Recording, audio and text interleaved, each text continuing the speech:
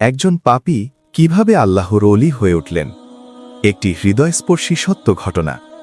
বিসমিল্লাহির রহমানির রহিম।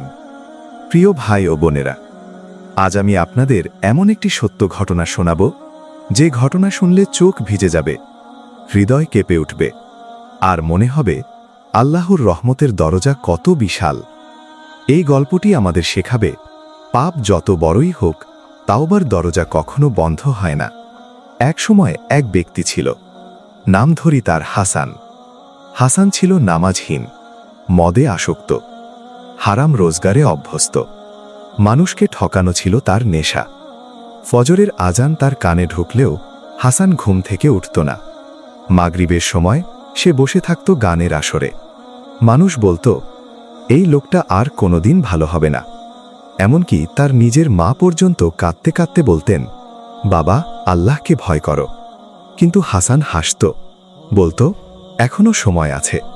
কিন্তু ভাই ও বোনেরা, সবচেয়ে ভয়ঙ্কর কথা হলো, এখনো সময় আছে এই কথাটাই মানুষকে ধ্বংস করে দেয়।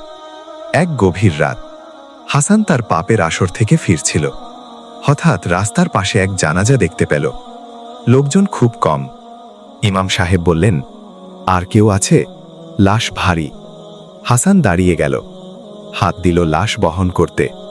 কবরের পাশে দাঁড়িয়ে ইমাম সাহেব কোরআনের এই আয়াতটি পড়লেন, কুল্লু নাফসিন যায়কাতুল মাউত। প্রত্যেক প্রাণকেই মৃত্যুর স্বাদ গ্রহণ করতে হবে।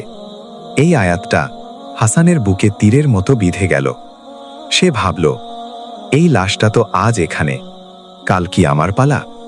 সেই রাতে হাসান ঘুমাতে পারল না। চোখ বন্ধ করলেই মনে হচ্ছিল সে কবরের ভেতরে। ঘামে ভিজে গেল শরীর, ভয়ে কাঁপতে লাগল। হঠাৎ সে উঠে বসে বলল, হে আল্লাহ, আমি যদি আজ মারা যাই, আমার কি হবে? এই প্রশ্নটাই ছিল তার জীবনের টার্নিং পয়েন্ট। ফজরের সময় হল। হাসান জীবনে প্রথমবার আজানের ডাকে কাঁদল। সে অজু করল, অনেক কষ্টে, অনেক কাঁপা হাতে। সেজদায় পড়ে সে এমনভাবে কাঁদল যেন বুক ফেটে যাচ্ছে। বলল, হে আল্লাহ, আমি জানি আমি খুব খারাপ। আমি জানি আমি তোর আদেশ ভেঙেছি, কিন্তু তুই তো গাফুরুর রাহিম, আমাকে মাফ করে দে। ভাই ও বোনেরা, এই কান্না ছিল সত্যিকারের তাওবার কান্না। পরদিন থেকে হাসানের জীবন বদলাতে শুরু করল। সে মদ ছেড়ে দিল, হারাম রোজগার ছেড়ে দিল, খারাপ বন্ধুদের ছেড়ে দিল। মানুষ অবাক হয়ে বলতো, এ কি সেই হাসান? কিন্তু হাসান বলতো, আমি আগের হাসান নই, আমি আল্লাহর কাছে ফিরে এসেছি। কিন্তু ভাই ও বোনেরা, আল্লাহ যাকে ভালোবাসেন তাকে পরীক্ষা করেন। হাসানকে নিয়ে মানুষ হাসাহাসি করল, ব্যবসায় লস হল, অনেকে পুরনো পাপ মনে করিয়ে দিল। কিন্তু হাসান বলতো, আমার অতীত আল্লাহ জানেন, মানুষ জানুক আর না জানুক। বছরের পর বছর কেটে গেল। হাসান এখন তাহাজ্জুদের কান্নায় ভেজা, কুরআনের সাথে বন্ধুত্ব করা, গরিবের পাশে দাঁড়ানো একজন আল্লাহ ভীরু মানুষ। লোকেরা এখন তার কাছে দোয়া চাইতে আসে। এক বুজুর্গ আলেম বললেন, এই লোকটা একসময় পাপী ছিল, আর আজ আল্লাহর ওলি। ভাই ও বোনেরা, ওলি হওয়ার শর্ত হল না জন্ম থেকে পবিত্র হওয়া। ওলি হওয়ার শর্ত হল সত্যিকারের তাওবা। এই গল্প আমাদের শেখায়, 1. পাপ যত বড়ই হোক, তাওবার দরজা খোলা। 2. আল্লাহ মানুষের অতীত নয়, বর্তমান দেখেন। 3. এক ফোঁটা চোখের পানি আল্লাহর কাছে অনেক দামি।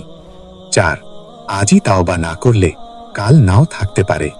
শেষ কথা, প্রিয় ভাই ও বোনেরা, আজ যদি আপনি বলেন, আমি খুব পাপী, তাহলে জেনে রাখুন, আপনি আল্লাহর রহমতের সবচেয়ে কাছের মানুষ। কারণ আল্লাহ বলেন, হে আমার বান্দারা, যারা নিজেদের ওপর জুলুম করেছ, তোমরা আল্লাহর রহমত থেকে নিরাশ হইও না। এরকম ইসলামিক গল্প শুনতে এখনই এই আমল চ্যানেলটি সাবস্ক্রাইব করে পাশে থাকুন।